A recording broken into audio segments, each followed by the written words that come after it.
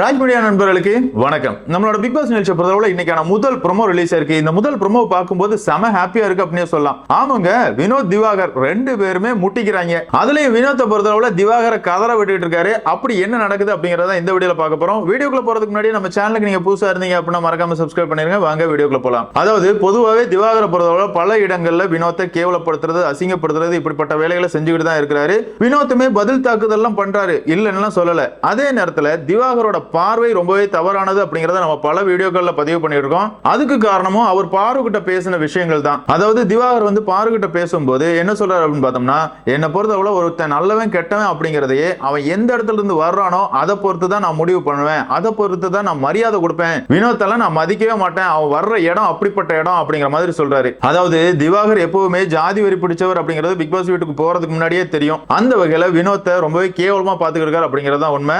என்னதான் திவாகரை பொறுத்தவரை கோமாளி வேஷம் போட்டுக்கிட்டு பல கேவலமான வேலைகள் பண்ணாலுமே வினோத்தை பொறுத்தவரை பல இடங்கள்ல திவாகருக்கு தரமான பதிலடியை கொடுத்துக்கிட்டு தான் இருக்கிறாரு. அந்த வகையில இந்த ப்ரோமோல பார்த்தோம் அப்படின்னா, நடிப்பு அரக்கண்ணி தன்னைத்தானே சொல்லிக்கிட்டு இருக்கிற கோமாளி கேமரா முன்னாடி பெர்ஃபார்மன்ஸ் பண்ண போறாரு, தமிழக மக்களே அப்படிங்கிற மாதிரி பேச போறாரு. திவாகர் கூட துஷார் இருக்கிறாரு.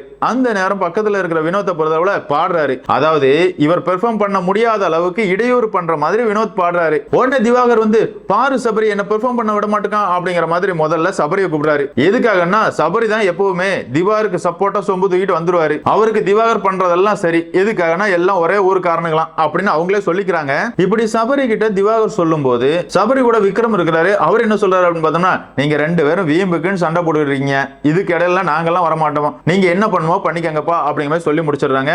அதுக்கப்புறமா திவாகரை பொறுத்தவரை சட்டையெல்லாம் கலத்தி போட்டுட்டு கேமரா முன்னாடி ஏதோ பேச போறாரு.